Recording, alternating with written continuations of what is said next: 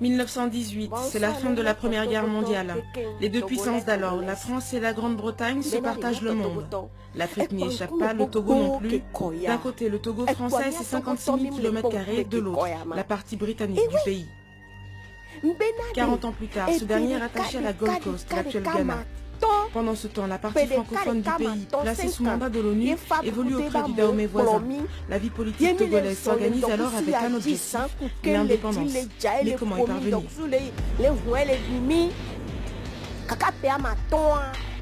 Le 9 avril 1946, le premier parti politique au Togo voit le jour. C'est le Parti togolais du progrès. Ses partisans militent pour l'intégration du pays dans l'Union française. À sa tête, Nicolas Grunitzky. Né le 5 avril 1913 à Tapamé d'un père juif polonais et d'une mère togolaise, cet ingénieur de formation est partisan d'une indépendance par étapes et en douceur.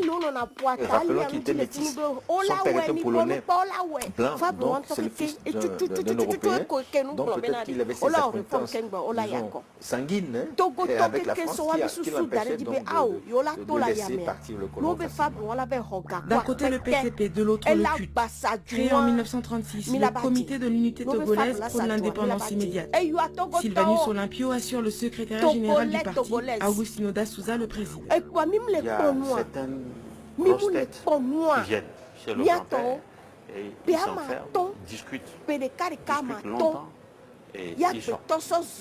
Et après, aux réunions, on voit ces messieurs-là sur les tribunes. C'est là qu'on s'est dit, nous jeunes, on a compris que c'est le parti politique qui venait se réunir chez notre grand-père. 30 août 1956, la RAT, République autonome du Togo, est proclamée. Mais l'autonomie n'est pas l'indépendance. Plusieurs secteurs restent dirigés depuis Paris. À l'époque, avec la République autonome, c'est pas totalement, c'est pas tous les pouvoirs qui étaient dévolus aux responsables togolais, dans la mesure où la défense des affaires étrangères était toujours narguée par la métropole. On avait un premier ministre qui pouvait donc organiser avec la collaboration notamment de... Cette autonomie interne, par rapport à la revendication des nationalistes togolais à l'époque, n'était pas la vraie indépendance. Donc, ils ont contesté cette autonomie en disant que non, que n'étant pas une colonie française, ils réclament leur indépendance.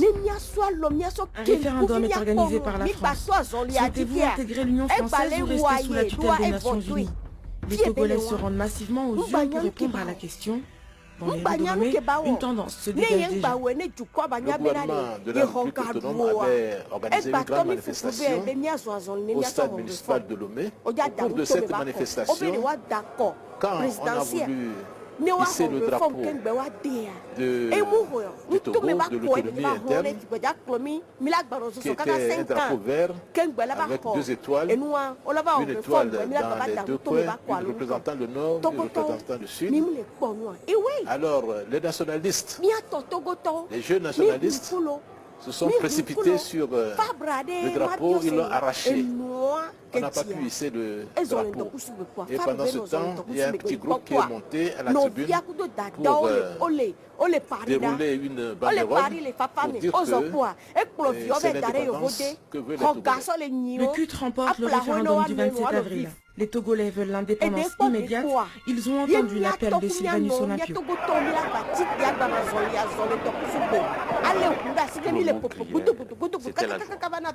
C'était la joie. Sylvanus Olympio est le nouvel homme fort du pays.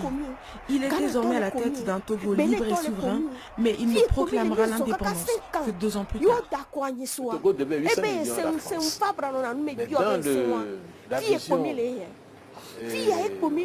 politique, économique du Premier ministre d'alors, il voulait absolument rembourser ses dettes avant de proclamer l'indépendance. Et il avait demandé qu'on lui donne 2 ans. Parce que l'indépendance, pour lui, c'est ne plus dépendre de l'extérieur. Donc c'est le sens qu'il voulait donner aussi à l'indépendance. Si bien que le 27 avril, quand le Togo a proclamé l'indépendance, le Togo ne devait pas un seul franc à qui que ce soit. Le 27 avril 1960, l'indépendance, au sens que lui donnait Sylvanus Olympio, est proclamée. Il y avait au moins 56 ou sinon 60 de délégations qui étaient là pour assister à l'indépendance du Togo. Délégation étrangère, y compris même la Chine, la Russie, l'Allemagne, les États-Unis. Un an plus tard, Olympio est élu président de la République en battant son adversaire de toujours soutenu par la France, Nicolas Gruevski. Sa première visite officielle à l'étranger, une fois que le Togo était indépendant, il était allé en Allemagne, à Bonn, avec le chancelier Adenauer à l'époque. Et vous imaginez à l'Élysée la tête qu'on faisait, un petit pays comme le Togo qui était donc sous le giron de la France, sous mandat français pendant longtemps, devient indépendant et son chef d'État va d'abord chez les voisins, les Allemands qui sont donc les Boches, comme on dit, les ennemis jurés de la France. Si l'année 1961 voit Sylvanus Olympio devenir le premier homme de l'État, elle est aussi celle de la montée de contestation naissante. Le président de la République est accusé de verser dans la dérive. Les gens de la Juventus, le parti politique, a aidé le comité de l'unité togolaise à accéder au pouvoir. 60-50 d'ailleurs, gagner les élections. Mais le président Olympio les a fait mettre en prison. Ce que le Kouaï n'a pas pardonné à la Juventus, le fait d'avoir quitté le camp des nationalistes et plus tard se rallier au Parti togolais du progrès et les autres, il n'a pas apprécié cela. Il ne voulait même pas de conditions. Un peu plus, il allait devenir un autocrate. Le climat se détériore. Le 13 janvier 1963, Sylvanus Olympio est assassiné. Le soir était passé ici l'après-midi du 12 janvier, la veille de sa mort. Mon père lui parlait de cette histoire de coup d'État. Et Olympio a balayé ça du revers de la main, disant mais non, comment nos petits jeunes frères qui viennent de revenir d'Algérie, d'Indochine, la France, comment est-ce qu'ils peuvent penser nous renverser? La raison qu'elle souvent évoquée, c'était l'intégration des demi-soldes qui sont venus d'Algérie et d'Indochine et qui voulaient leur intégration dans l'armée togolaise. Olympio n'a jamais pensé que les militaires pouvaient, disons, lui faire mal et prendre le pouvoir comme ils l'ont fait. Il pensait que le Togo n'avait pas besoin d'une force militaire ou bien qu'il fallait tout juste avoir une police bien entraînée, bien formée pour assurer la sécurité des citoyens. Ce sont les demi-soldes qui ont fait cette insurrection. Finalement, ça s'est sorti par son assassinat. Le pouvoir revient alors à Nicolas Gruevski. 4 années durant, il dirige le pays. Et 4 ans après le coup d'État qui a coûté la vie à Sylvanus Olympio, Gruevski tombe à son tour. Ce qu'on lui reprochait, c'est de ne pas décider. C'est un homme qui acceptait un peu pratiquement toutes les propositions de tout le monde. Il ne savait pas trancher en fait, c'est ce qu'on lui a reproché. Comme on dépendait trop de la France à l'époque, il a dit bon, il va pratiquer une politique de la porte ouverte. C'est-à-dire que tous les pays qui peuvent venir au Togo faire des affaires peuvent venir. Et quand on poursuit parfois deux liens à la fois, ça ne va pas. Il fallait, comme on va donner, il tranche. Et il était pro-français, et on le reprochait beaucoup. Les nationalistes étaient beaucoup plus nombreux, effectivement. C'est ce qui amènera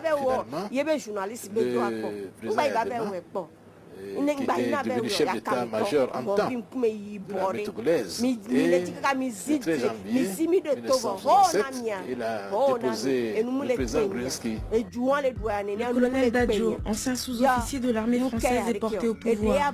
Mais pour quelque temps? Et il avait confié au